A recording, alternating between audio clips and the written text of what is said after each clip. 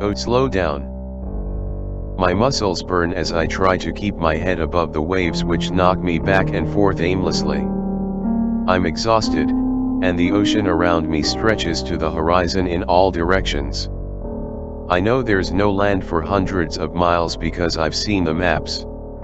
The best I can hope for is to die of exhaustion and not of the alternative. We were investigating the Slowdown sound, a noise recorded in May of 1997 by NOAA which lasted for 7 minutes and seemed to emanate from the very depths of the ocean itself.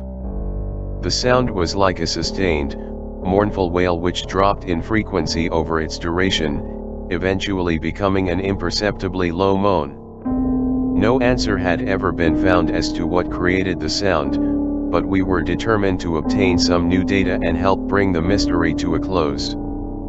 The ship was heading towards where the sound had last been recorded. I was below decks in my room, looking over maps of the area.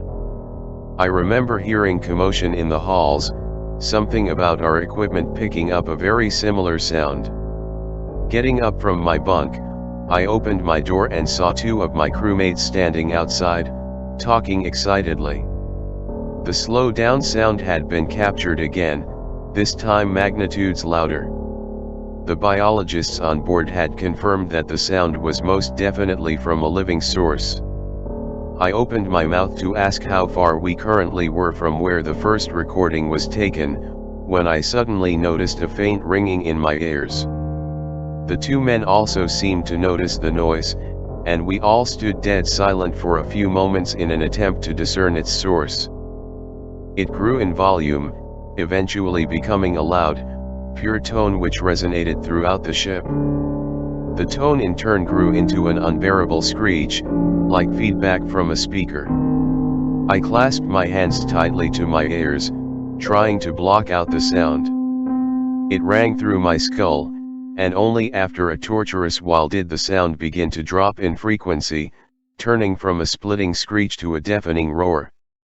While still painful and disorienting, at least now the sound was bearable. Removing my hands from my ears, I tried shouting to the other men. They couldn't hear me say it, but I knew that we all recognized this noise as the Slowdown sound we were looking for. But the sound was supposed to only be detectable deep in the ocean and using expensive equipment. How had its volume been so amplified as to be not only audible, but deafening to those on the surface? I decided to head up above decks to try and discover what was happening, when suddenly the ship was jarred as if it had been struck by a torpedo. I was thrown to the wall and collapsed to the floor. Picking myself up, I now moved with new haste towards the upper deck. The scene there as I arrived was one of panic. A din of voices and shouts was audible even above the still sustained roar of the Slowdown sound. I knew what the scramble and hysteria meant: we were sinking. Indeed, even as I stood on the decks I noticed the ship beginning to tilt and list ever so slightly as water flooded into it and began to drag it down. I rushed to a nearby lifeboat which was being loaded with passengers, the roaring now fading into a deeper than audible register which could still be felt vibrating in our bones. Leaning over the railing of the boat, I looked out into the ocean to assess the damage. No lifeboats were in the water yet, and the ship appeared to only be sinking slowly. With a jarring shock that made my teeth snap together, something struck the ship once again, sending everyone on the deck reeling with the force of the blow. I, still leaning over the rail, toppled over the side. I cannot describe the sickness that paralyzed me as I hit the water.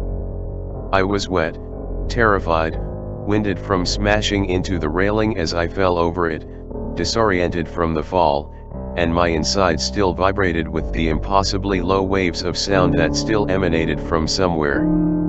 Still, I knew that if I continued to tread water where I had fallen, the giant propellers which were still spinning at the back of the ship would draw me in slowly until I was close enough to be suddenly sucked helplessly through their rotating blades. I swam, fueled by adrenaline, away from the wreck. The lifeboats would pick me up after the propellers of the ship could be turned off, and it was safe for them to cast off from the wreck, I was sure.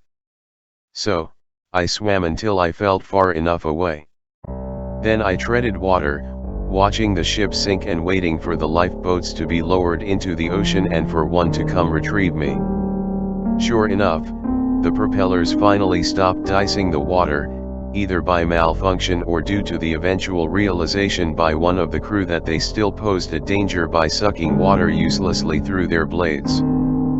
The lifeboats began to be lowered from the ship, and I smiled exhaustedly. It was just as the first boats hit the water that I heard the screeching of the Slowdown begin once again. The sickness that had just begun to fade struck me with renewed force as the high-pitched wail pierced my skull and drowned out the sounds of the sinking ship and of the panicking men. An impossibly huge creature, almost gelatinous in texture but opaquely and uniformly black, broke the surface of the water near the ship. It dwarfed the huge wreck, and with its softly ridged and glistening, worm-like body, all I could call to mind was the image of a massive leech.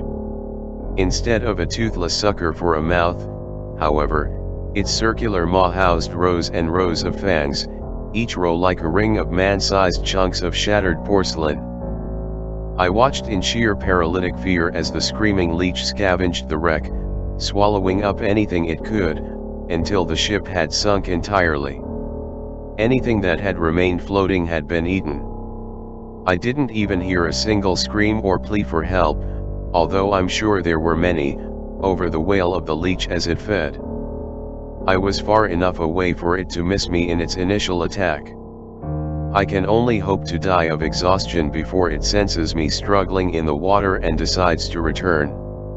Wait. I think I hear ringing.